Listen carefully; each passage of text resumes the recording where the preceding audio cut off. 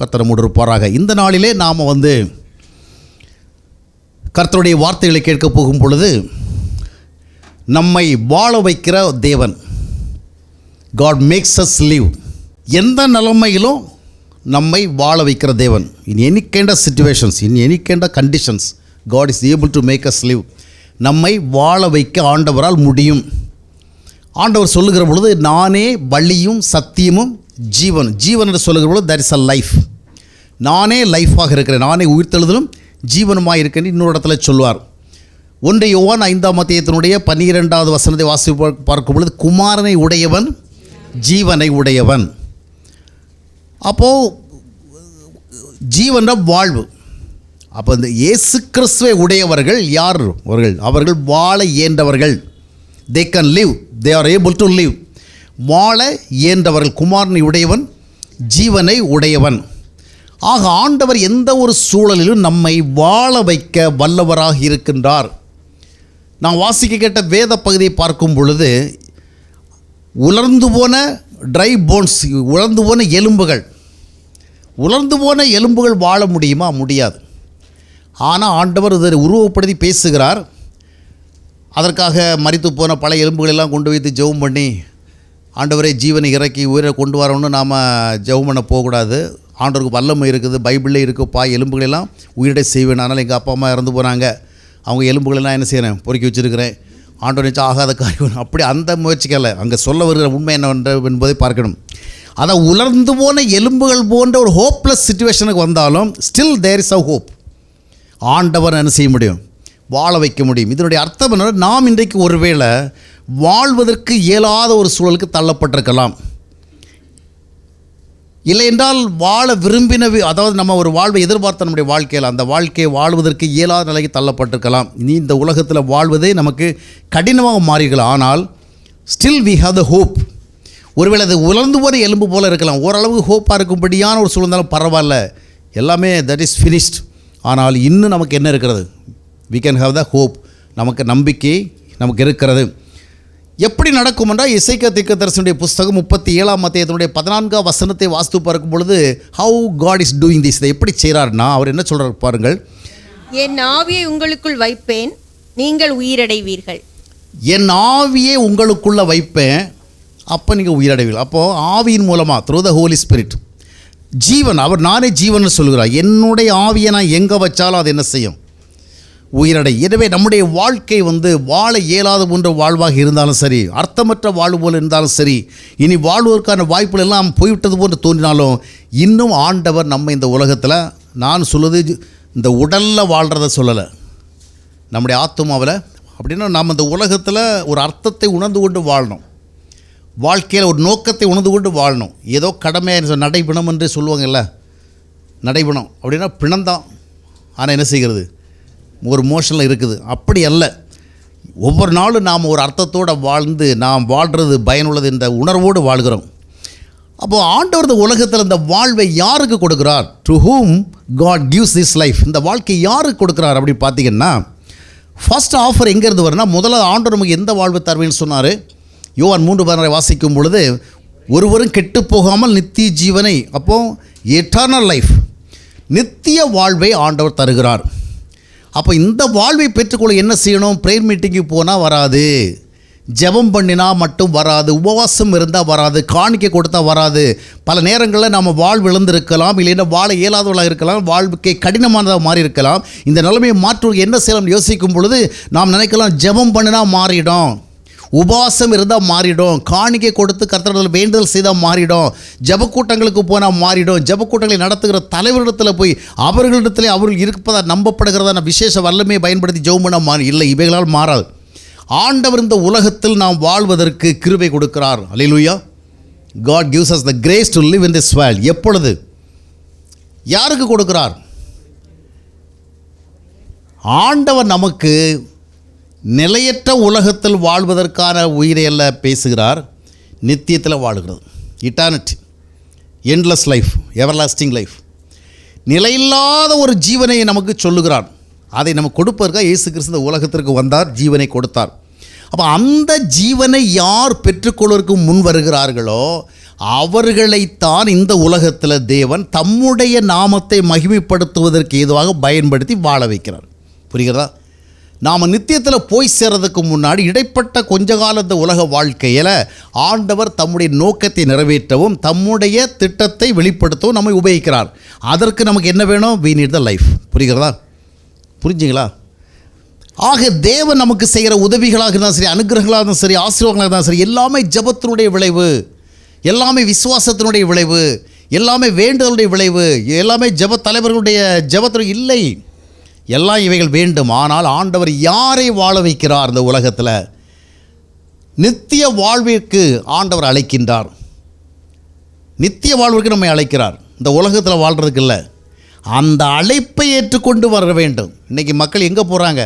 எப்படியா கஷ்டம் தீரணும், கவலை நீங்கணும், கண்ணீர் நீங்கணும், வியாதி நீங்கணும், பிரச்சனை நீங்கணும்னு அவர்கள் ஜெப கூட்டங்களை, உபவாச கூட்டங்களையும் விசேஷ கூட்டங்களையும் நாடி ஓடுகிறார்கள். இப்படியெல்லாம் போனால் வர்றோம். அப்படி இல்லை. ஆண்டவர் யாரை ஆசீர்வதிக்கிறார், யாரை வாழ வைக்கிறார் என்று சொன்னால், ஜெபிக்கிறவர்களை, கொடுக்கிறவர்களை, உபாசிகளை அல்ல, தேவன் தம்முடைய உறைவேரான குமாரனை கொடுத்து நமக்கு எதை கொடுக்கிறார்? நித்திய வாழ்வு. அந்த நித்திய ஜீவனை கொடுக்கிறார்.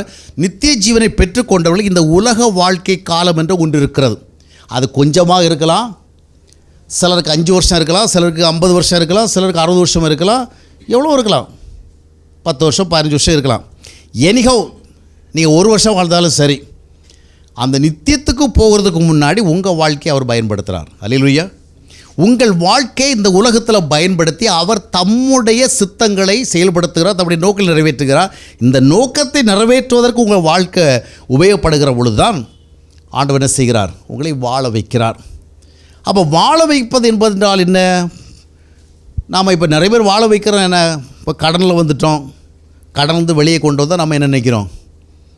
வாழ்வு கிடச்சிச்சின்னு. குடும்பத்தில் பிரச்சனை, கணவன் மனைவிகள் அண்டர்ஸ்டாண்டிங்கில் உடஞ்சிருக்குது, இது இதில் ஏதோ ஒரு ரெக்கன்சிலேஷன் ஆயிடுச்சுன்னு சொன்னால் ஆண்டவர் வாழ வச்சுட்டார் அப்படி சொல்லலாம். இல்லைனா வேலை போயிடுச்சுது, நமக்கு நல்ல வேலை கிடச்சின்னா வாழ வச்சுட்டார். இந்த மாதிரி நிறைய ஃபைனான்சியல் டிஃபிகல்ட்டிஸ், அது நிறைய ப்ராப்ளங்கள் இருக்குது, நிறைய குடும்ப பிரச்சனை இருக்குது, வாழ்க்கை பிரச்சனை இருக்குது, சரீர பிரச்சனை இருக்குது. இந்த பிரச்சனைகளிலிருந்து விடுதலை விட்டால் நம்ம வாழ்வு தான் நினைக்கிறோம். இதுவல்ல ஆண்டவர் தருகிற வாழ்வு. ஆண்டவர் தருகிற வாழ்வு என்ன? இந்த உலகத்தில் முதல்ல ஆத்துமா வாழணும். அல்லேலூயா. கடன் பிரச்சனை நீங்கி வாழ்வதல்ல, குடும்ப பிரச்சனை நீங்கி வாழ்வதல்ல, சரீர பிரச்சனை நீங்கி வாழ்வதல்ல, உலகத்தில் பொருளாதார பிரச்சனை நீங்கி வாழ்வதல்ல. வாழ்வு என்பது ஆத்துமாவில். we must live in our soul. அதைத்தான் 3 யோவான் 2 சொல்லுகிறது, பிரியமானவனே, உன் ஆத்துமா வாழ்வது போல நீ எல்லாவற்றிலும் வாழ்ந்து சுகமாக இருக்கணும். அப்போ அருமையானவர்களே, இந்த ஸ்டெப்ஸ் தான் நீங்கள் கவனிக்கணும். ஆண்டவர் எந்த நிலைமையில் நீங்கள் இருந்தாலும் உங்களை வாழ வைக்க அவரால் கூடும். நீங்கள் சந்தோஷமாக வாழலாம், சமாதானத்தோடு வாழலாம், நம்பிக்கையோடு வாழலாம், அர்த்தத்தோடு வாழலாம். ஆனால் அந்த வாழ்க்கையை ஆண்டவர் தர வேண்டும். நித்திய வாழ்வதற்கு உங்களை என்ன செய்திருக்க வேண்டும்? தேவனுடைய திட்டமே. அதை முதலாவது தேவனுடைய ராஜ்யத்தை தேடுங்கள். கொலோசியர் 3:2 வாசிக்கும்போது மேலானவைகளை தேடுங்கள். அந்த மேலானவைகளை தேடுகிற பொழுது கீழார்ந்த உலகத்தில் ஆண்டவருடைய பிரதிநிதிகளாக நாம் கொஞ்ச காலம் வாழ வேண்டிய தேவை இருக்கிற அந்த காலகட்டத்தில் அவருடைய நோக்கம் நிறைவேறுவதற்காக நம்மை வாழ வைக்க வேண்டிய தேவை அவருக்கு இருக்கிற. இப்படித்தான் we are getting the life. சரி, இப்போது இந்த வாழ்வு ஆண்டவர் வாழ வைப்பார். நான் நம்பலாம், விசுவாசிக்கலாம். ஆனால் இதுவும் ஒரு விசுவாசத்தினால் மட்டும் நடப்பதல்ல. இதற்கென்று சில வழிகள் இருக்கிறது, நிறைய வழிகள் இருக்குது. ஆண்டவர் நம்ம எப்படி வாழ வைக்கிறார்? how does God make us live?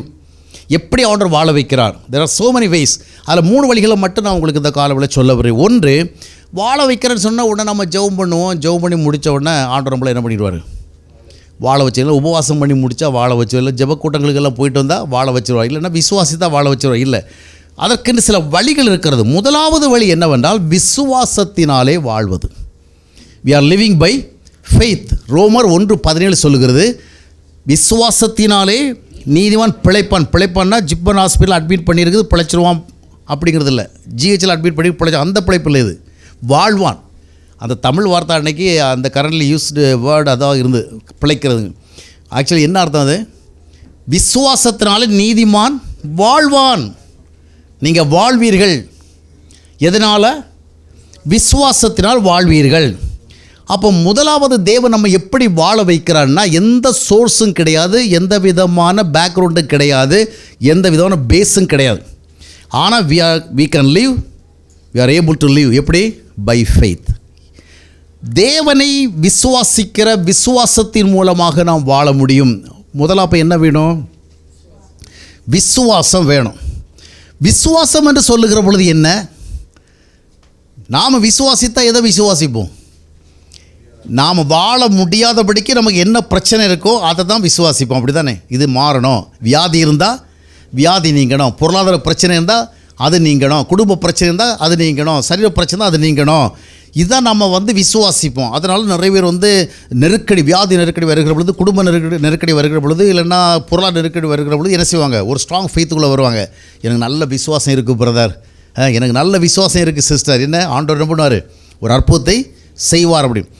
ஆனால் விசுவாசம் என்பது, இப்போ நிறைய பேர் ஆபிரகாமை சுட்டி காட்டி பேசுவாங்க. ஆபிரகாம் நல்ல ஆசீர்வதிக்கப்பட்ட மனுஷனாக இருந்தார் சொல்லுவாடி, வெள்ளியும் பொண்ணையெல்லாம் யோசனை பண்ணிவிட்டு அதை நினைத்து பேசுவோம். ஆனால் ஆபிரகாம் இடத்துல முதலாவது நாம் விசுவாசத்தை கற்றுக்கொள்ளணும். ஆபிரகாம் விசுவாசித்தான். எதை விசுவாசித்தான்? ஆபிரகாம் ரொம்ப காலமாக நிறைய ஆசைகள் எல்லாம் வச்சுட்டு இருந்தார், நிறைய கனவெல்லாம் வச்சுட்டு இருந்தார். அவர் இருக்கிற லெவல் அவருக்கு பத்த மாட்டேங்கிறது. இன்னும் பெரிய லெவலில் எதிர்பார்த்து கொண்டது பொழுது யார் வந்தா? தேவன் வந்தார். தேவன் வந்தோட அதை சரியாக பயன்படுத்திக்கிட்டான்.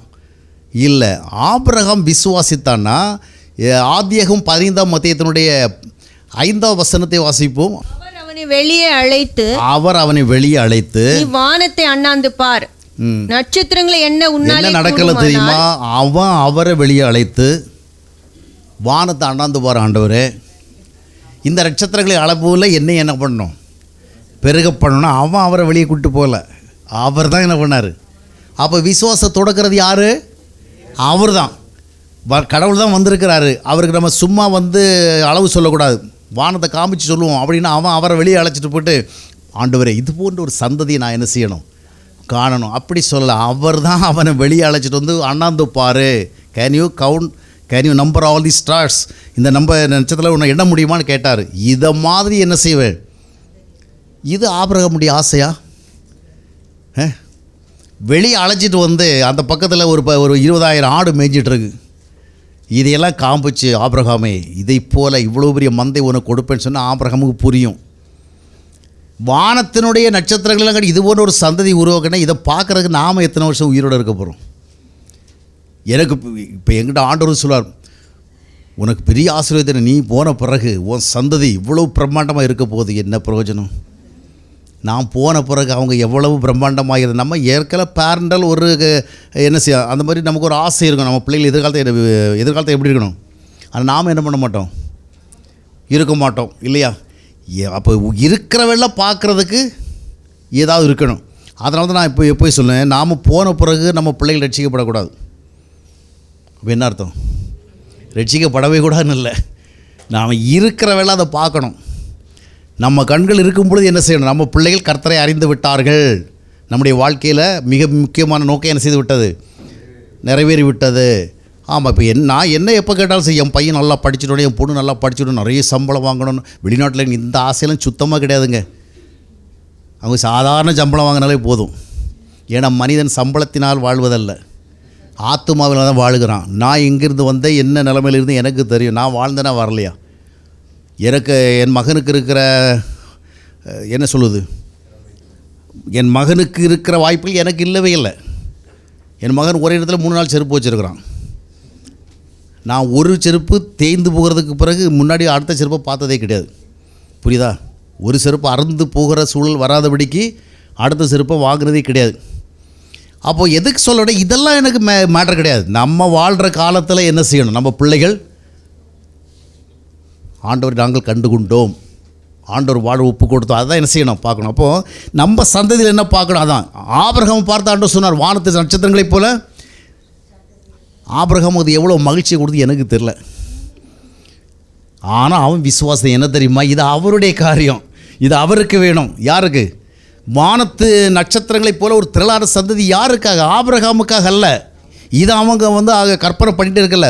ஏதோ ஒரு 10,000 ஆடு கிடைக்கும், மாடு கிடைக்கும், இல்லை 300 வேலைக்காரங்க இருக்கிறாங்க, அதுக்கு போல் ஒரு 500 வேலைக்காரன் தரேன்னு சொன்னால் you would have been happy. அப்படி தானே? ஆனால் அப்படி இல்லை. தேவன் அவருடைய திட்டத்தின்படி அவருக்கு ஒரு சந்ததி வேணும். அந்த சந்ததியை உருவாக்குறதான ஒரு ஃபவுண்டர் ஃபாதராக இவரை எடுத்துக்கொண்டார். அதை அவன் விசுவாசித்தான். புரிகிறதா? 6ஆம் வசனம் என்ன சொல்கிறது? கர்த்தரை விசுவாசித்தான், அதை அவர் அவனுக்கு நீதியாக அவன் எண்ணினார். கர்த்தரை விசுவாசித்தான். he believed God. என்ன அவர் என்னமோ பெரிய ஸ்டோரி எல்லாம் சொல்லிட்டு இருக்கிறார். வானத்தை பார்க்க சொல்றாரு, இதெல்லாம் எண்ண முடியுமாங்கிறாரு. இதெல்லாம் நமக்கு என்ன வேலை? இருந்தாலும் ஆண்டவர் சொல்கிறாருங்கிறதுக்கு அண்ணாந்து பார்க்குறான். எண்ண முடியுமா? எண்ண முடியாது ஆண்டவரே அதெல்லாம் சொல்கிறான். சொல்லிட்டு கடைசியில் நிறைய சாப்டர் சொல்லணும். அவன் என்ன பண்ணிட்டான்? ஆபிரகாமை விசுவாசிக்கிறாயா? ஆமாம் ஆண்டவரே. கல்யாண வீட்டிலலாம் கல்யாணம் பண்ணி வைக்கிறவங்க என்ன பண்ணுவாங்க? போது நிறைய சொல்லுவார். வாழ்விலும் தாழ்விலும் குறைவிலும் நிறைவிலும் வியாதிப்பட்டாலும் அப்படி நிறைய சொல்லுவார். இவங்க என்ன ஊம்பாங்க. அவர் என்ன சொல்லணும்னு கேட்டு போய் சொல்கிறதில்ல, சொல்லி கொடுத்துருப்பான். அங்கே வந்து போதர் சில வார்த்தைகள் என்ன செய்வாங்க? உங்கள்கிட்ட அவர்கிட்ட கேட்குறவங்கள நீ சொல்லிட்டாத, உங்கள்கிட்ட கேட்குறவங்கள என்ன செய்வாங்க? நீ சொல்லணும் அப்படின்னு. அந்த மாதிரி இவன் தேவன் நிறைய சொன்னார். சொல்லி முடித்தவன் என்ன பண்ணிட்டான்? விசுவாசிக்கிறாயா? ஆம். யார்? அதைத்தான் ஆண்டவர் அவனுடைய நீதியை எண்ணினார். அப்போ விசுவாசிக்கிறது என்ன தெரியுமா? Not your plan. You don't believe your own plan, you are believing God's plan. தேவனை விசுவாசிப்பது என்பது தேவன் எதை விசுவாசிக்க சொன்னாரோ அதைத்தான் விசுவாசிப்பேன். எனக்கு எல்லாரும் என்ன சொல்லி கொடுக்குறான்? நீ பெரிய பணக்காரன் ஆகணும்னு விசுவாசி. உங்கள்கிட்ட சொன்னார் அப்படி? நீ உன் ஊர்லேயே பெரிய டாப் பிராண்ட் கார் வச்சுக்கணும் விசுவாசி. உங்கள்கிட்ட சொன்னாரா? இந்த பாரு, இந்த மாதிரி சாதாரண வாகனத்தில் ஓட்டி என் பேரை கெடுக்காத. இந்த மாதிரி வாகனத்தில் போகிற நீ வந்து உன் கடவுள் யாருன்னு கேட்டால் ஏசுநாதர்னு சொல்ல எனக்கு வெக்கமாக இருக்குது. அதெல்லாம் என்ன பண்ணு? டொனால்ட் ட்ரம்ப் போகிறத விட, ஜோ பைடன் போகிறத விட நீ என்ன செய்யணும்? நரேந்திர மோடி போகிறத விட டாப் கார் எதிர்பார்க்கணும் அப்படின்னு ஆண்டவர் சொன்னாரா? வந்து ஒன்றும் சொல்லலை. இவன் ஆசையில் என்ன செய்கிறான்? எல்லாம் கேட்குறான். ஆனால் ஆபிரகாமுடைய விசுவாசம் அப்படிப்பட்டதல்ல. எதை தேவன் விசுவாசிக்க சொன்னாரோ அதை விசுவாசித்தான். இவ்வளோ பெரிய சந்ததி ஆகுமா? இப்போ இவருக்கு அதிகாரப்பூர்வமான மனைவியின் மூலம் குழந்தையே கிடையாது. அதிகாரப்பூர்வமற்றவர்கள் வழியாக தான் எல்லாம் இருக்குது, அதிகாரப்பூர்வமான இல்லை. ஆனால் ஆண்டவர் சொன்னார். என்ன பண்ணான்? கேட்டான், விசுவாசித்தான். அப்போது நீங்கள் முதலாவது வாழ வேண்டுமென்றால் என்ன செய்யணும்? ஆண்டவர் உங்களுக்கு என்ன சொன்னார் அதை விசுவாசிங்க. என்ன சொன்னார்? நீ 16 பெற்று பெருவாழ் வாழ்க அப்படி சொன்னாரா? பெரிய பணக்காரனாவாய், பெரிய பங்களாவைப்பா, பெரிய ஆஸ்தி அந்த சொன்னமான இல்லை. நான் உன்னை பரிசுத்தவானாகும்படி அழைத்திருக்கிறேன். 1 கொரிந்தியர் 1:2 பரிசுத்தவான்களாகும்படி அழைக்கப்பட்டிருக்க. அது விசுவாசி. நீ என்னுடைய பிள்ளை. தேவனுக்கு பிள்ளையா? முடியுமா? முடியும். மனுஷ பிள்ளையாகவே எங்கள் அப்பா அம்மாவுக்கே நான் வந்து சரியாக வாழ முடியலை. ஒரு மனுஷ பிள்ளையாகவே வாழ முடியாத நான் வந்து தேவ பிள்ளையாக வாழ முடியுமா? தேவன் சொல்கிற முடியுப்பா. மனுஷ பிள்ளையாக வாழ முடியாமட்டாலும் என்னுடைய பிள்ளையாக என்ன செய்ய முடியும்? நீ வாழ முடியும். அப்போ அவர் சொன்னதை நாம் என்ன பண்ணுறோம்? இப்போ நம்முடைய பிரச்சனைனா, நான் கஷ்டத்தில் இருக்கிறோம் பிரதர், நெருக்கடியில் இருக்கிறேன், இந்த நேரத்தில் வந்து அதை போட்டு விசுவாசிக்க முடியுமா? இல்லைங்க. உங்களுடைய சொல்யூஷன் அங்கே தான் இருக்குது, உங்களுடைய ரெமெடி அங்கே தான் இருக்குது. ஆண்டவர் உங்கள் வாழ்க்கையை குறித்து என்ன சொல்லுகிறாரோ, நீ என்னுடைய பிள்ளையாக வாழ வேண்டும், நீ ஒரு பரிசுத்தவனாக வாழ வேண்டும், நீ ஒரு நீதிமானாக வாழ வேண்டும், நீ ஒரு மேன்மையுள்ளவனாக வாழ வேண்டும், நீ ஒரு நற்குணசாலியாக வாழ வேண்டும், நீ ஒரு சாட்சியாக வாழ வேண்டும் ஆண்டவர் சொல்லுகிறார். இந்த உலகத்தில் இது சாத்தியமா? சாத்தியதே இல்லை. ஆண்டவர் சொல்லுகிறார். I believe. அல்லேலூயா. தேவன் சொல்லுகிறார், நான் விசுவாசிக்கிறேன். இதுக்கு பின்னால் தான் நீங்கள் வாழ்கிறீங்க. அப்போது இன்றைக்கு விசுவாசம் என்பதெல்லாம் காசு, பணம், ஆஸ்தி, அந்தஸ்து இவைகளை தொடர்பாக இருக்கிற, அதனால தான் பெறவும் இல்லை. எதை நாம் விசுவாசிக்க வேண்டும்? தேவன் எவைகளை விசுவாசிக்க சொன்னார்? கொலோசியர் 3ஆம் அத்தியாயத்தினுடைய 2ஆம் வசனத்தை வாஸ்து பார்க்கும் பொழுது மேலானவைகளை தேடுங்கள். அப்போது உலகத்துக்குரியவர்கள், பூமிக்குரியவர்கள் அல்ல, மேலானவைகளை தேடுங்க. அப்போ மேலானவைகளை தேடுகிற பொழுது நம்முடைய வாழ்வு என்ன செய்யப்படும்? இந்த உலகத்தில் நாம் ஆசீர்வதிக்கப்படுவோம். அப்போ மேலானவைகள் என்ற பரிசுத்தமாக வாழ்வது, நீதியாக வாழ்வது, உண்மையாக வாழ்வது, ஒழுக்கமாக வாழ்வது, நேர்மையாக வாழ்வது, 4 பேருக்கு நல்லது செய்து வாழ்வது, இந்த வாழ்க்கையை முதலாக தேடுங்க. இதனுடைய விளைவு தான் நீங்கள் நன்றாக வாழ்கிறது. அல்லேலூயா. அதற்கு பதிலாக வீடு வருவதாக, கார் வருவதாக, கடன் நீங்குவதாக, கஷ்டம் போவதாக, வியாதி அகல்வதாக, பக்கத்து வீட்டுக்காரனுக்கு ஏதாவது நிகழ்வதாக அப்படின்னு ஆண்டவர் கடலை போட்டுக்கிட்டு தான் ஒன்றும் நடக்காது. முதலாவது என்ன செய்யணும்? தரிசனம் என்பது என்ன? ஆண்டவர் சொன்னபடி இந்த உலகத்தில் நான் என்ன செய்கிறேன்? வாழ்கிறேன். எனவே மேலானவைகளை நீங்கள் தேடுங்க. அல்லேலூயா. அதுக்கு பின்னால் தான் ஆசை. அதுதான் விசுவாசம். அல்லேலூயா. ஆபிரகாம் விசுவாசித்தது அவனுடைய வாழ்வோடு சம்பந்தப்பட்ட அவனுடைய ஆசைகளை அல்ல, தேவனுடைய ஆசையை, தேவனுடைய நோக்கத்தை, அதை விசுவாசித்தான். இரண்டாவதாக பார்க்கும் பொழுது நம்மை வாழ வைக்கிற இன்னொரு ஸ்பிரிச்சுவல் ஏஜென்சி என்னவென்று பார்க்கும் பொழுது, முதலாவது 2ஆவது பார்த்தீங்கன்னா ஆமோஸ் தீர்க்கதரிசி புஸ்தகம் 5ஆம் அத்தியாயத்தினுடைய 6ஆம் வசனத்தை நீங்கள் வாஸ்து பார்த்தீங்கன்னா அங்கே வந்து ஆமோஸ் மூலமாக தேவன் பேசுகிறார். கர்த்தரை தேடுங்கள் அப்பொழுது பிழைப்பீர்கள். கர்த்தரை தேடுங்கள் அப்பொழுது பிழைப்பீர்கள். வேற எதையும் தேடாதீங்க. உங்களுக்கு இப்போ தேவை என்ன? All that you need is God himself. அவர் தான். அவரை தேடுங்கள் அப்பொழுது பிழைப்பீர்கள். அப்போது இரண்டாவது தேட வேண்டிய என்னன்னு சொன்னால், தேவனோடு உறவுடன் வாழுகிற ஒரு அனுபவத்தை தேடணும். தேவனை தேடுவதென்றால் என்ன? இப்போ நம்ம நிறைய சபைகளெல்லாம் கொட்டடிச்சு பாட்டு பாடி தேடுறாங்க. என்ன தேடுறாங்க? கர்த்தருடைய பிரசன்னத்தை தேடுறாங்க, வல்லமையை தேடுறாங்க, உடம்புல வந்து கொஞ்சம் உணர்ச்சிகரமாக செயல்படுறத விரும்புகிறாங்க.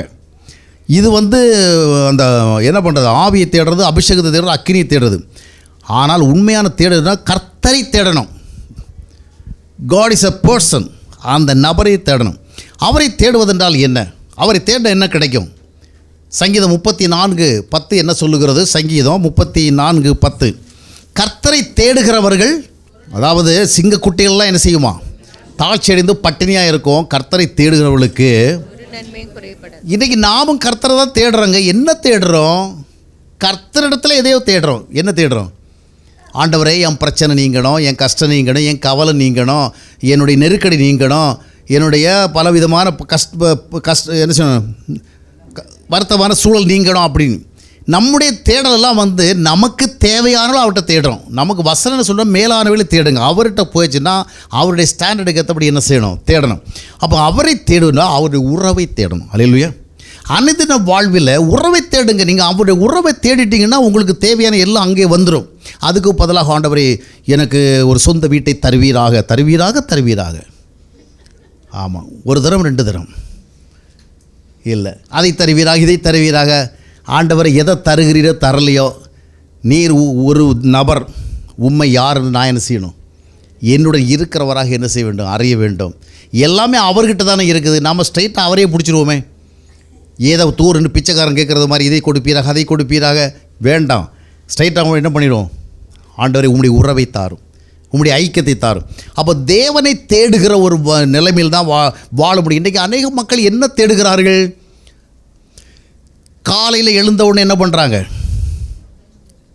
ஏதாவது நமக்கு வந்து சாதகமாக சொல்கிறாங்களோ அதை தேடுறாங்க. ஜப கூட்டத்தை தேடுறாங்க, உபவாச கூட்டத்தை தேடுறாங்க, ஊழியக்காரங்களை தேடுறாங்க. கஷ்டம் கவலை வந்தால் ஊழியக்காரங்க தான் ஃபோன் பண்ணுறாங்க. அதாவது நமக்கு ஒரு கஷ்டம் வருது, பிரச்சனை வருது, உடனே நம்ம ஃபோன் பண்ணி ஒரு ஊழியக்காரர்கிட்ட சொல்கிறோன்னு வச்சிங்களேன், ஐயா நீங்கள் எங்களுக்காக ஜெபம் பண்ணுங்கள். நான் வந்து ஷேர் பண்ணுறதெல்லாம் தப்புன்னு சொல்கிறதில்ல. எனக்கு நிறைய பேர் ஜெபம் பண்ண எழுதுகிறாங்க, நானும் ஜெபம் பண்ணுறேன். எனக்காக நிறைய பேர் ஜெபம் பண்ணவும் செய்கிறாங்க. அவங்ககிட்ட எல்லாம் போயிட்டு இதுமே பற்றி எனக்காக யாரும் என்ன பண்ணாதீங்க, ஜெபம் பண்ணாங்க, உங்கள் ஜெபம் எல்லாம் எனக்கு தேவை கிடையாது. இல்லை நாமும் நார்மலாக உங்கள்கிட்ட பேசலாம், ஜெபம் பண்ணிங்க என்ன பிரதர் சிஸ்டர் ஜெபம் பண்ணிங்கன்னு சொல்கிறோம்.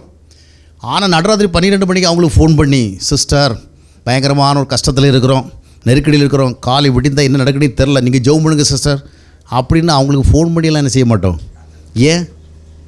அவங்களுக்கு ஃபோன் பண்ணிட்டு பேசிட்டு இருக்கிற நேரத்துக்கு நாம் என்ன பண்ணிடலாம்? நமக்கே ஸ்ட்ரெயிட் கான்டாக்ட் இருக்குதே. யார்? தேவனோட நமக்கு தொடர்பு இருக்குது. இப்போ நிறைய பேர் வந்து ஒரு கஷ்ட கவலை பிரச்சனை ஊழியக்காரர்கிட்ட ஏன் ஜெபம் பண்ணுறாங்க? ஊழியக்காரன் எங்களுக்கு ஜெபம் பண்ணட்டும், நம்ம உங்களுடைய பிரச்சனைகளெல்லாம் பகிர்ந்து தப்பு கிடையாது. ஆனால் ஒரு ஊழியக்காரன்கிட்ட போய் நம்ம ஏன் வந்து நீங்கள் எங்களுக்காக ஜெபம் பண்ணுங்க, அப்போ தான் நீங்கள் அப்படி சொல்லி என்ன அர்த்தம்? நான் பண்ணால் ஆண்டவர் என்ன பண்ண மாட்டார், கேட்க மாட்டார். நம்ம வாய்ஸுக்கு அவ்வளோ பெரிய ரெஸ்பெக்ட்டு வெயிட்டு கிடையாது. நீ பெரிய ஆள். அப்போ என்ன சொல்ல வருகிறோன்னா, இதுதான் நம்முடைய பலவீனம். நாம் வந்து நம்முடைய தேவைக்காக ஒரு ஊழியக்காரனிடத்துலையோ ஊழியக்கார நடத்துகிற ஜெப கூட்டத்துலேயோ போய் அதை தான் தேடணும்னு சொன்னால், நாம் கிளியராக ஒன்று சொல்கிறோம், என் ஜெபத்தை கேட்டு செயல்படுற அளவுக்கு எனக்கு ஆண்டவருக்கு என்ன கிடையாது, கான்டாக்ட் கிடையாது. அந்த அளவுக்கு எங்களோட ரிலேஷன்ஷிப் கிடையாது. அவர் நல்லா செய்வார்னு சொல்லியிருக்கிறாங்க, ஆனால் அவர் எனக்கு செய்வார் செய்ய மாட்டார்னு தெரியலை. அப்படி அல்ல. நீங்கள் பல நேரங்களில் ஊழியர்களை தேடி செல்லுகிற பொழுது விசுவாசிகள் வெளிப்படுத்துகிறது அவிசுவாசம். நாங்கள் அவிசுவாசியாக இருக்கிறோம், நாங்கள் ஜெபம் பண்ண ஆண்டவர் கேட்பாருங்கிற விசுவாசம் எங்களுக்கு இல்லை, எங்களுக்கு ஆண்டவருக்கும் தொடர்பு இல்லை, அதனால தான் நாங்கள் ஊழியக்காரரை நாடுகிறோம் அப்படின்னு பழைய ஏற்பாட்டு ஸ்டைலுக்கு போய்டுறோம்னு அர்த்தம். ஆனால் தேவனை நாம தேடுவோம், அவருடைய உறவை தேடுவோம், அவருடைய ஐக்கியத்தை தேடுவோம், அவருடைய நோக்கத்தை தேடுவோம். தேவனை தேடுகிறோன்னு என்ன? அவருடைய சித்தத்தை தேடுறது, அவருடைய விருப்பத்தை தேடுறது, அவருடைய நோக்கத்தை தேடுறது, அவருடைய திட்டத்தை தேடுறது, அவருக்குரிய காரியங்களை தேடுறது. இவைகளை தேடுகிற பொழுது உங்கள் வாழ்வின் தேவைகள் உங்களை தேடி வரும். அல்லேலூயா. சமாதானம் உங்களை தேடி வரும், சந்தோஷம் உங்களை தேடி வரும், நம்பிக்கை உங்களை தேடி வரும், வாழ்வாதாரங்கள் உங்களை தேடி வரும், நீங்கள் வாழ்வதற்கான வழிகள் தேடி வரும். நீங்கள் தேட வேண்டியது அவரை தேடுங்கள், அவருடன் வாழ்வதை தேடுங்கள், அவருடைய நோக்கங்களை தேடுங்கள், அவருடைய திட்டங்களை தேடுங்கள், அவருடைய விருப்பங்களை தேடுங்கள், அவரை அறிகிற அறிவை தேடுங்கள், உங்களை தேடி வரும். இந்த விதமாக நாம் தேட வேண்டியது தேடணுன்னா நமக்கு தேவையானது என்ன செய்யும், நம்மை தேடி வரும். அந்த வழியை நாம் விசுவாசி தேட வேண்டும். மூன்றாவதாக பார்க்கும் பொழுது அடுத்து என்ன செய்யணும்? தேவன் நம்மை வாழ வைக்கிற மூன்றாவது முக்கியமான ஒரு வழி என்னவென்றால் உபாகமம் 8:3 சொல்லுகிறது. ஏற்கனவே பார்த்தோம், விசுவாசத்தினால் தேவன் வாழ வைக்கிறார். இரண்டாவது, தேவனை தேடுகிறவர்களை அனுபவத்தினால் தேவ உறவினால் வாழ வைக்கிறார், தேவ உறவினால் வாழுகிற வாழ்க்கை. மூன்றாவது, மனிதன் அப்பத்தினால் மாத்திரமல்ல தேவனுடைய வாயிலிருந்து பிறக்கிற ஒவ்வொரு வார்த்தையினாலும் பிறக்கிறான். The word that is proceeding from the mouth of God. ஆண்டவர் நம்மளை எப்படி வாழ வைக்கிறார்?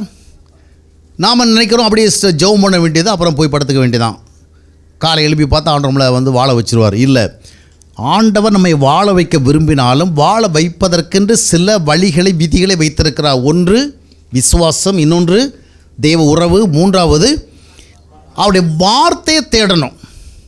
அதனால தான் நம்ம பைபிளை படிக்கணும், பைபிளை சிந்திக்கணும், பைபிளை தியானிக்கணும். யோசுவோடதில் ஆண்டவர் சொன்னார், ஒன்றுக்கும் பயப்படாத, நான் இருக்கிறேன், நீ கண்ணை மூட்டி போய் தூங்கு அப்படியே சொன்னார். இரவும் பகலும் தூங்காமல் என்ன பண்ணார்?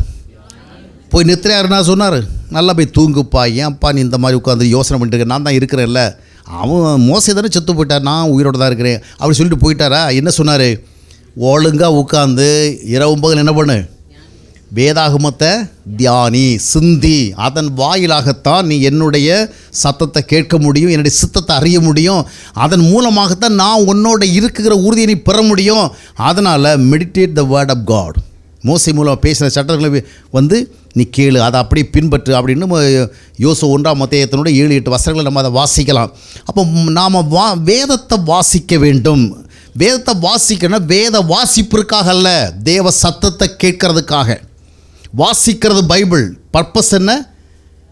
கேட்குறது. அப்படி தான் நம்ம anyhow we have to receive the word of God. தேவனுடைய வார்த்தையை நம்ம என்ன செய்யணும்?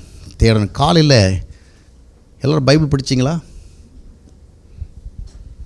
நிறைய தலை ஆடுகிறது, கொஞ்சம் தலை ஆடாமல் இருக்குது, சும்மா கட்டத்துக்கும் தலையாட்ட கூடங்கிறீங்களா?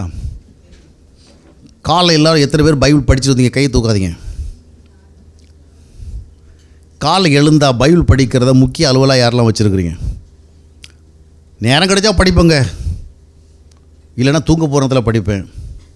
தூங்க போகிற நேரத்தில் பைபிள் படித்து என்னங்க பிரயோஜனம்? அதை விட தூங்காமலே படிக்காமலே தூங்கலாமே. போய் இன்றைக்கும் நம்ம தூங்க தான் போகிறாங்க, நடக்கிறதெல்லாம் பார்க்க போகிறது கிடையாது. காலை எழுந்து தாங்க பைபிள் படிக்கணும். தூங்கவரில் படிக்க வேண்டாமா? அது நான் அப்படி சொல்ல, படிக்கக்கூடாது சொல்ல. ஆனால் படிப்பதுக்கு மிக முக்கியமான நேரம் இது. ஆண்டவர் மோசே அழைக்கிறவர்கள் என்ன சொன்னார்? நீ நடு இரவிலே எல்லாரும் தூங்கின பிறகு என்னை தட்டி எழுப்பி என்ன செய், சீனாய் மலையில் வந்து நான் சொன்னார். யாத்திரை 30 நாள் என்ன பார்க்குறோம்? அதிகாலையில் ஒரு தடவை உன் கூட வரக்கூடாது, அக்கம்பதில் ஆடு மாடு கூட என்ன செய்யக்கூடாது. நான் உங்கள்கிட்ட நிறைய விஷயங்கள் பேசுகிறது நீ கவனமாக கேட்கணும். அங்கே ஆடு மாடு போய்ட்டு தான் உனக்கு இந்த பழைய புத்தி போயிடும். ஏன்னா 40 வருஷம் ஆடு மாடு மேய்ச்சிருக்கு, இது என்ன ஆடு? நல்ல பால் கறவை உள்ள ஆடாக இருக்குதே. நாம் 40 வருஷம் மேய்த்த ஆடுகளை இந்த ஆடை பார்த்ததே இல்லையே. ஏன்னா சீரை மலைக்கு மேலே அந்த ஆடை ஒரு பார்த்துருக்க மாட்டார்ல. அதனால் என்ன பண்ணுற, ஆடு மாடு ஒன்று. இது நாம் என்ன பண்ணுறது? பைபிளை வச்சுக்கிறது, இந்த பக்கம் ஒரு ஃபோனு, இந்த பக்கம் ஒரு ஃபோனு. ஒரு ஃபோனு சைலண்டாக இருந்தால் கூட ஒரு ஃபோன் என்ன செய்யும், ஆக்டிவாக இருக்கும். அது ஒரு ஸ்தோத்திர ஆண்டவரே. அப்புறம் இது திடீர்னு அடிக்கும். இதுக்கெல்லாம் திடீர்னு ஒரு மெசேஜ் வரும், எதுக்கும் ஒரு பார்த்துக்கும். பார்த்துட்டு மறுபடியும் என்ன செய்வோம்? அப்போ டிஸ்ட்ராக்ஷன். நம்ம ஆடுகளில் என்ன பண்ணிடுறோம்? ஆண்டு சொல்கிறோம் ஆடு மாடு ஒன்றும் மேயக்கூடாது. நாம் என்ன பண்ணுறோம்? 4 ஆடுகளை ஒன்று நிறுத்துகிறோம். ஜெபம் போர் அடிக்கூடாதுல்ல. ரொம்ப ஒரு ஜெபம் வரும் தான் சரி, எதுக்கும் இடையில என்ன பண்ணிடுவோம்? யாராவது ஒருத்தர் பேசுகிறத என்ன பண்ணிடுவோம்? கேட்டுருவோம். அதனால் ஒரு கான்ஸ்டன்ட் மைண்ட் என்ன செய்ய ஒர்க் பண்ண மாட்டேன். வார்த்தையை கேட்க வேண்டும், வசனங்களை கேட்க வேண்டும். நம்ம நிறைய பேருக்கு பார்த்தீங்கன்னா ஞாயிற்றுக்கிழமை ஒரு பிரசங்கம் கேட்டாலும் போதும் பிரதர், அதுவும் வந்ததுக்காக தான் கேட்குறோம். ஞாயிற்றுக்கிழமை சபைக்கு வருவாயாக, வந்தால் நமக்கு பிரசங்கெல்லாம் பண்ணுறாங்க, அதனால் கேட்பாயாக. அதுக்கப்புறம் நமக்கு என்ன, அதுக்கப்புறம் நமக்கு all other days fully we are engaged. இந்த புதன்கிழமை அது இதுன்னு ஏதாவது இடையில ஒரு நிகழ்ச்சி இருந்தால் அதெல்லாம் அந்த நடத்துகிறவங்களுக்காக, அவங்க ஆத்மாவுக்காக. அவங்களுக்கு நேரம் இருக்குது பிரதர், நமக்கு நேரம் இருக்கா? நேரம் கெட்ட மனுஷன். அவருக்கு நான் ஞாயிற்றுக்கிழமை கச்சேரி முடிச்சாச்சுன்னா அடுத்த என்ன செய்ய வேண்டிய, அடுத்த கச்சேரி எப்போ? புதன்கிழமை. நம்ம 1008 பொறுப்புகள் இருக்கும், 1008 பிரச்சனைகள் இருக்கும். ரைட், இருக்கட்டும். இப்போது வார்த்தையை நீங்கள் என்னைக்கு என்ன செய்யணும்? கேட்கணும். வார்த்தை கேட்குறதுல கூட இப்போ நிறைய பேர் காலைல எழுதணும்னு வார்த்தை தான் கேட்குறேன். எந்த வார்த்தை? நல்லா கவனிச்சிங்க. நிறைய பேர் காலை எழுப்பி ஒரு புதிய பழக்கம்லாம் ஏற்கனவே இருக்கிற பழக்கம் தான். அது கொஞ்சம் அதிகமாக என்னென்னு சொன்னால், முன்னாடி புத்தகத்துக்கு தான் படிச்சிருந்தாங்க. இப்போ என்ன அர்த்தம்? டிவி. இப்போ டிவி மோகம் போயிடுச்சு. இப்போ எல்லோரும் என்ன பண்ணுறாங்க கையில்? ஆமாம், நான் சமீபத்தில் கூட பேசியிருக்கிறேன். கிறிஸ்தவர்கள் டிவி பார்க்குறதை என்ன செய்து விட்டுட்டாங்க. நல்லவங்க ஆகிட்டாங்க. கிறிஸ்தவ யாராக மாறிட்டாங்க? ஏன்? இப்போ அவங்க டிவியை டிவி பார்க்குறது தப்புன்னு சொல்லிட்டு கிடந்தாங்க. அதை கேட்டு இப்போ தான் என்ன செய்கிறாங்க? மனம் திரும்பி என்ன பண்ணியிருக்கிறாங்க? நான் எல்லாமே டிவி பார்க்குறல பிரதர். பார்க்குறது ஏன்? எனக்கு ஸ்மார்ட் ஃபோன் பார்க்குறதுக்கே டைம் பற்ற மாட்டேங்குது. அதை போட்டு பார்த்துக்கணும். அதில் என்ன பார்த்தாலும் எல்லாருக்கும் தெரியுது பிரதர். இதுன்னா நான் உண்டு, என் ஃபோன் உண்டு, அங்கே என்ன பார்க்குறது எனக்கு மட்டும் தான் தெரியும். இந்த டிவியில் போட்டால் என்ன பண்ணுறாங்க? நம்ம ஒவ்வொரு அறையிலுமா டிவி வைக்க முடியும்? பொதுவாக தான் ஒன்று வச்சுக்கிட்டு நாம் போய் ஒன்று பார்க்க போனால் அவங்கள உட்காந்துக்கிறாங்க. இப்போ அந்த பிரச்சனையே இல்லை. அதில் வர சில ஃபோன் பார்த்திங்கன்னா இப்படி சாய்ச்சாலும் அங்கே என்ன நடக்குன்னு தெரியாது. ஆமாம், நான் அப்படி தான் என்னுடைய ஃபோனில் அந்த என்னது ஸ்க்ரீன் கார்டா டெம்பர் கிளாஸ் அது போடுறது இது பண்ணால் அவங்க கேட்டால் நான் நினச்ச நல்ல ஒரு ஸ்க்ரீன் கார்டு போலன்னு போடியா காசு அதிகமான பரவாயில்லன்னு.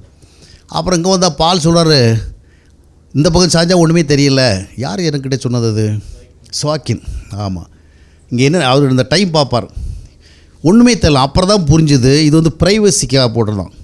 நாம் என்ன பார்த்தாலும் பக்கத்தில் உங்களுக்கு என்ன பண்ண மாட்டாங்களாம், பார்க்க மாட்டேங்க. எனக்கு அது கொஞ்சம் மனசு கஷ்டமாக இருந்து நான் வாங்கினது அது விவரம் தெரியாமல் வாங்கினேன்.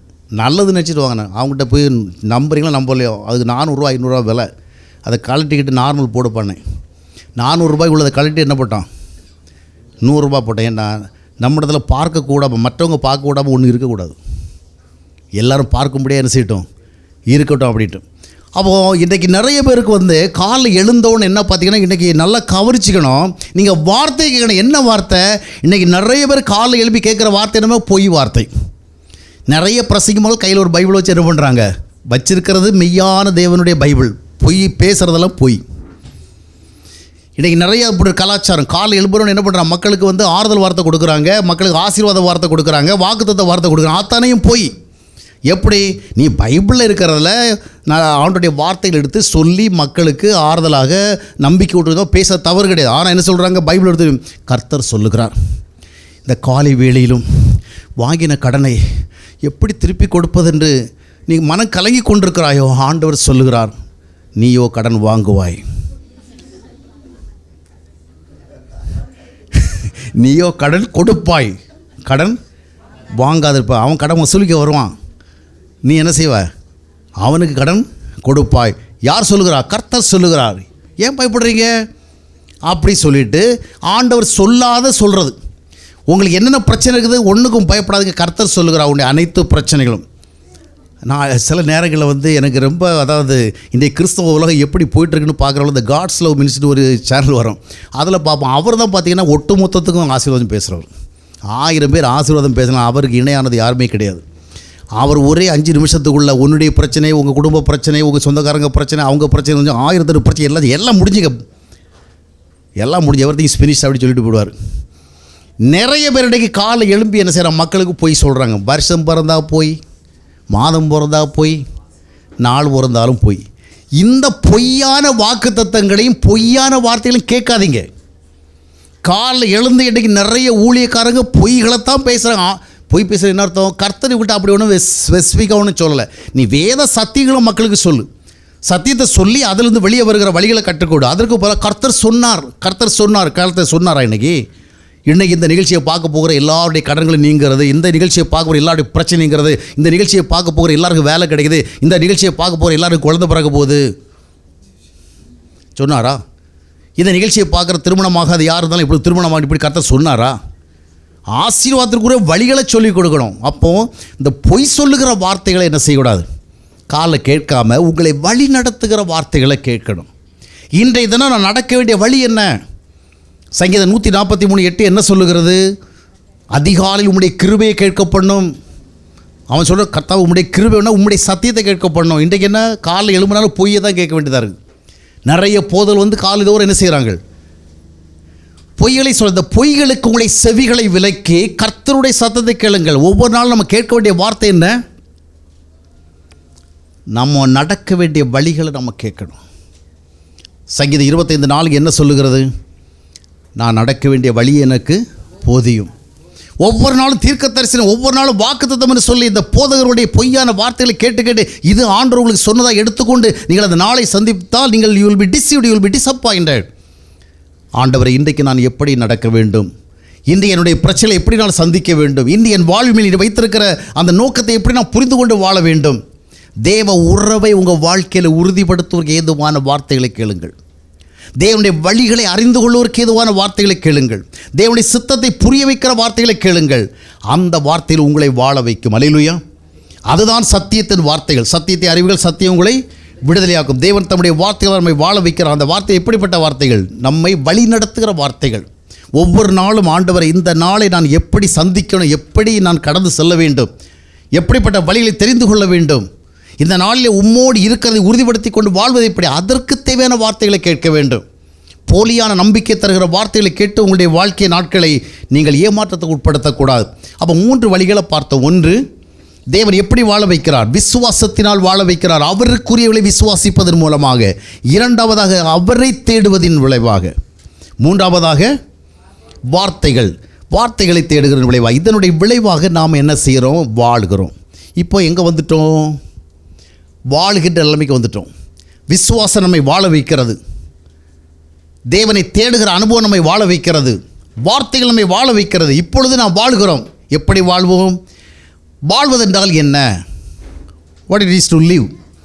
வாழ்வதென்று வருகிற பொழுது முதலாவதாக இந்த விசுவாசத்தினால் அதாவது விசுவாசத்தோடு செயல்படுகிற பொழுது, தேவனை தேடுகிற அனுபவத்தோடு செயல்படுகிற பொழுது, தேவனுடைய வார்த்தையில் தேடுகிற பொழுது நாம் வாழுகிறோம். அந்த வாழ்க்கை எங்கே முதலாவது பார்க்கிறோம் தெரியுமா? எப்படி தெய்வம் நம்மை வாழ வைக்கிறார்? நாம் நினைக்கலாம் வாழ வைக்கிறதுங்கிறது முன்னாடி இருந்த நிலைமையை விட இப்போ ரொம்ப நல்ல நிலைமையில் வாழ்கிறது. முன்னாடி காசு பணம் இல்லை, இப்போ நிறைய காசு வருது. முன்னாடி ஹெல்த் இல்லை, இப்போ ஹெல்த் இருக்குது. முன்னாடி வீடு இல்லை, வீடு இருக்கிறது. இப்போ முன்னாடி வசதி இல்லை, இப்போ வசதி இருக்குது. அதில் வாழ்கிறதுன்னு இல்லை. அது உலகத்துக்குரிய வாழ்க்கை. அங்கே நம்ம ஆண்டவர் நம்மை வாழ வைக்க மாட்டார்னு சொல்ல முடியாது, வாழ வைப்பார். ஆனால் வாழ்வது என்பது விசுவாசத்தினால் வாழ்கிறோம், வார்த்தையினால் வாழ்கிறோம். எதனாலன்னா நாம் இவ்விதமாக செயல்படுகிற பொழுது ஒரு பரிசுத்தவானாக மாறுகிறோம். அல்லேலூயா. தேவன் நம்மை எப்படி வாழ வைக்கிறார்? ஒரு பரிசுத்தவானாக வாழ வைக்கிறார். ஒரு பரிசுத்த வாழ்விலே வாழ வைக்கிறார். அந்த பரிசுத்த வாழ்விலே வாழ வைக்கும் பொழுது அந்த வாழ்வு எப்படிப்பட்டதாக இருக்கும் என்றால், முதலாவது நாம் நம்முடைய சுபாவ நிலைமைகளிலே வாழ்கிறோம். அல்லேலூயா. in our character, in our behavior, in our attitudes, in our qualities. வாழ்வதென்றால் என்ன? பணக்காரர்களாக வாழ்வதுதான், செல்வந்தர்களாக வாழ்வதுதான், ஆடம்பரமாக வாழ்வதுதான், எல்லாவற்றையும் நிறைவேற்று வாழ்வது என்பதல்ல. வாழ்வதென்றால் முதலாவது நீ எங்கே வாழ வேண்டும்? நீ சுபாவங்களிலே வாழாவிட்டால் உனக்கு எவ்வளவு செல்வம் இருந்தால் நீ வாழ மாட்டாய். நீ சுபாவங்களிலே வாழ்ந்தால் உனக்கு ஒரு செல்வம் இல்லாமல் இருந்தாலும் நீ வாழ்வாய்.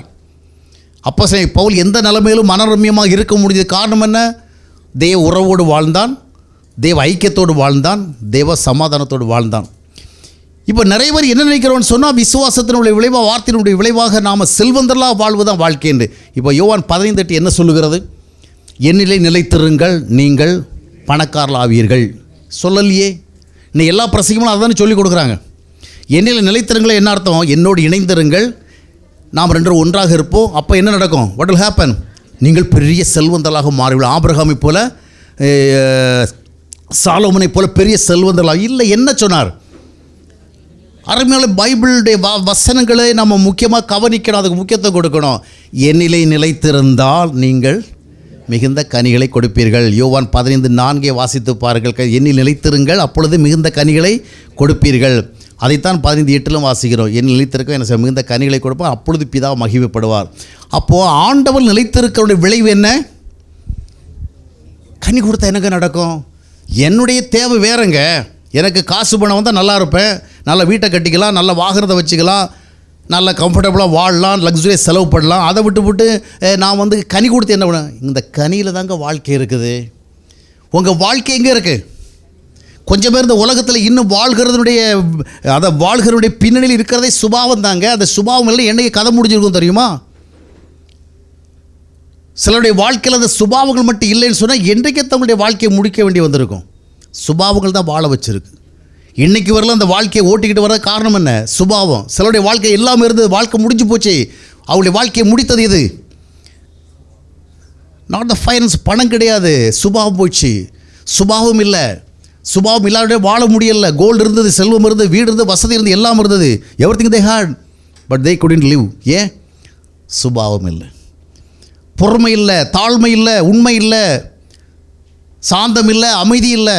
அதனால தான் ஆண்டவர் நம்மை வாழ வைக்கிறது எது? சுபாவங்கள். இன்றைக்கு நாம் கிறிஸ்துவால் வாழ்கிறோம் என்றால் முதல்ல எங்கே பண்ணி நிறைய பேர் என்ன பண்ணுறாங்க? ஆண்டவனை ஆசீர்வதித்து சொல்கிறதெல்லாம் எதை அடையாளமாக காட்டுறாங்க?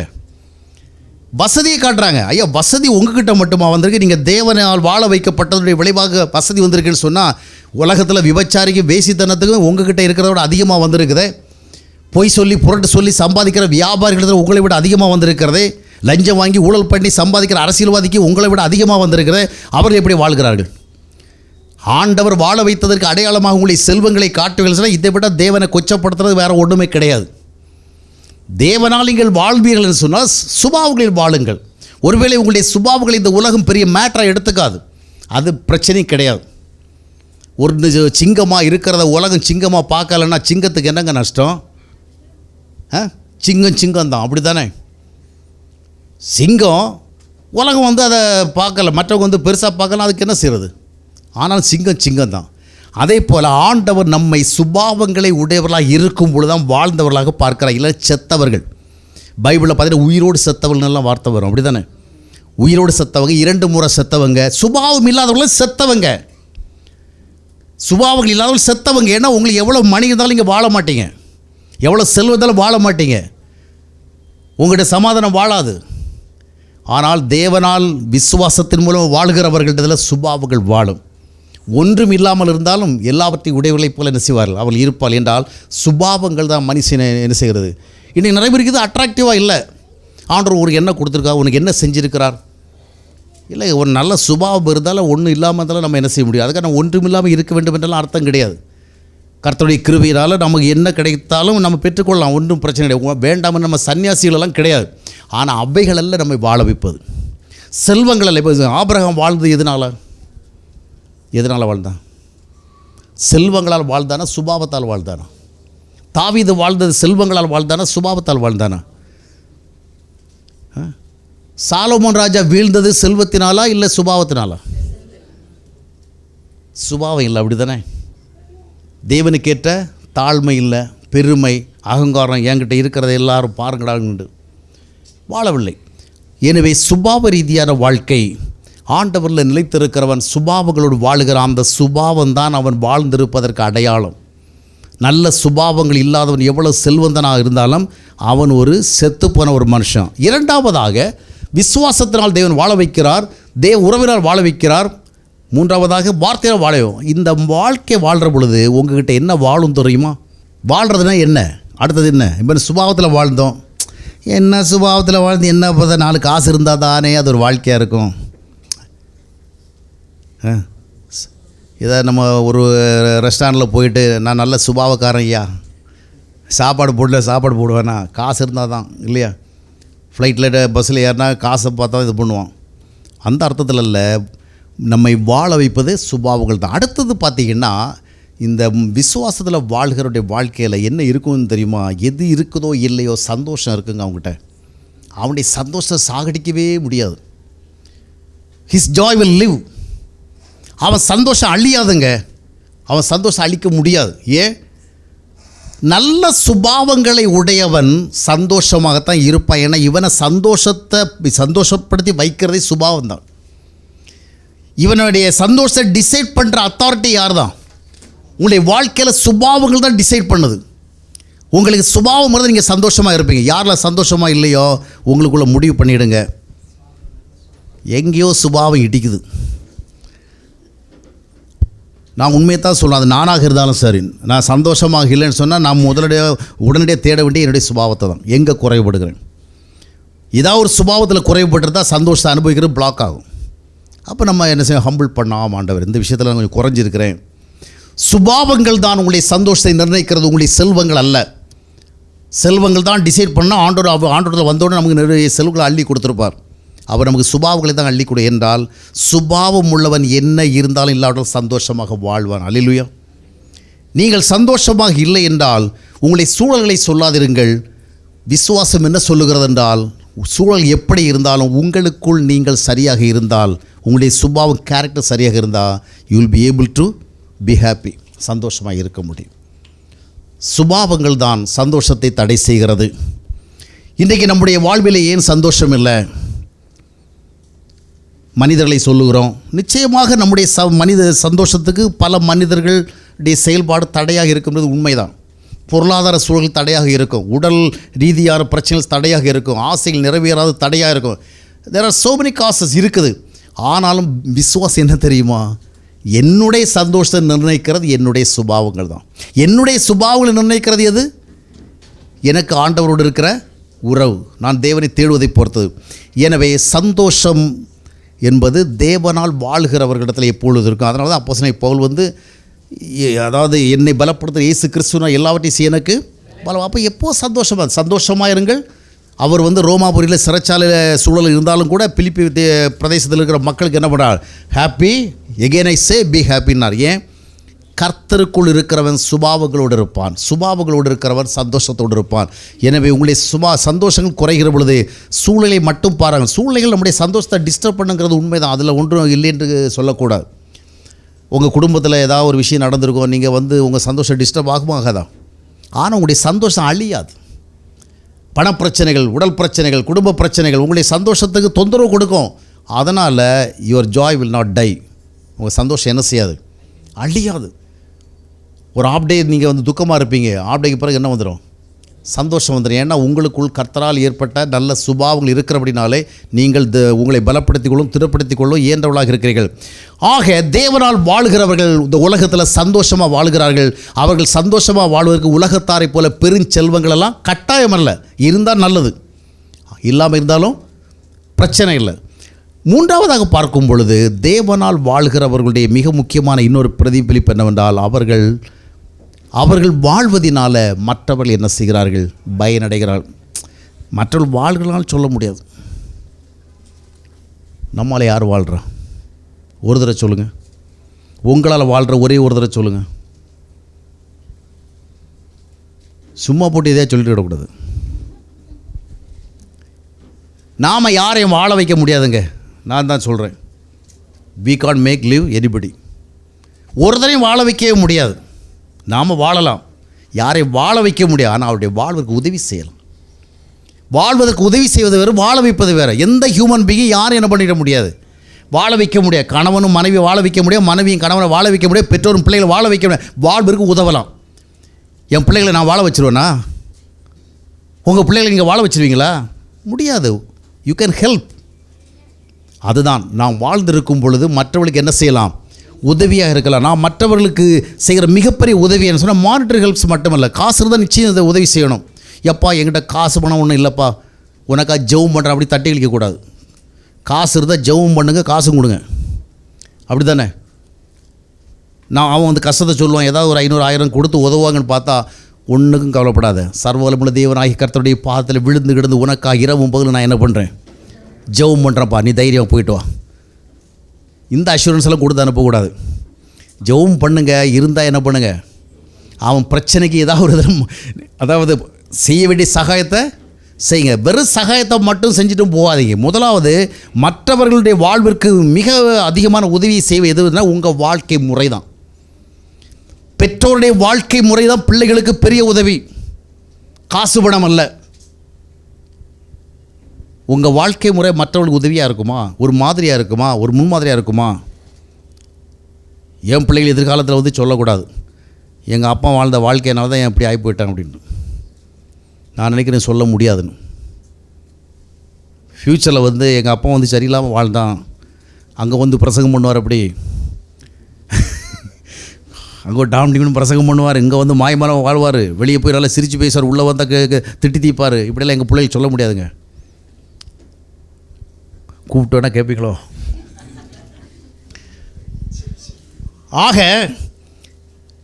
நம்முடைய மற்றவர்களுக்கு மற்றவருடைய வாழ்வுக்கு உதவி செய்ய வேணும். அந்த வாழ்வுக்கு மிகப்பெரிய உதவி எது தெரியுமா? த வே யூ ஆர் லிவிங். தேவனால் வாழ்கிறவன் மற்றவர்களுக்கு மாதிரியாக இருக்கிறான். அல்லேலூயா.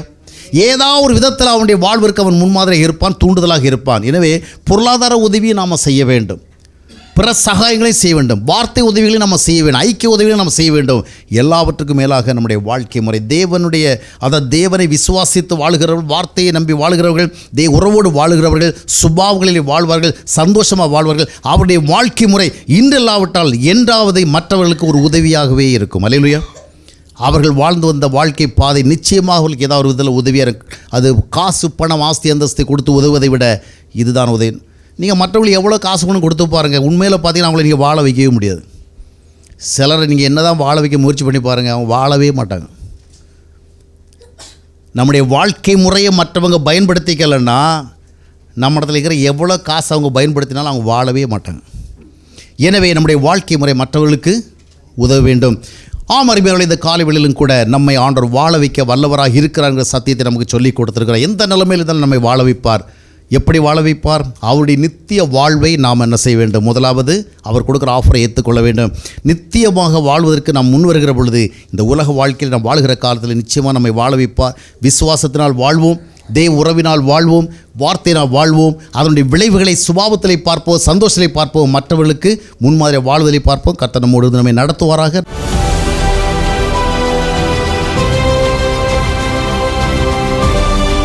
அன்பானவர்களே, ஜீவ நீரோடை யூடியூப் சேனலை சப்ஸ்கிரைப் செய்திடுங்கள். சப்ஸ்கிரைப் பட்டனை கிளிக் செய்து பெல் சின்னத்தையும் கிளிக் செய்து தினமும் புத்தம் புதிய தேவ செய்திகளை உடனுக்குடன் பெற்றிடுங்கள்.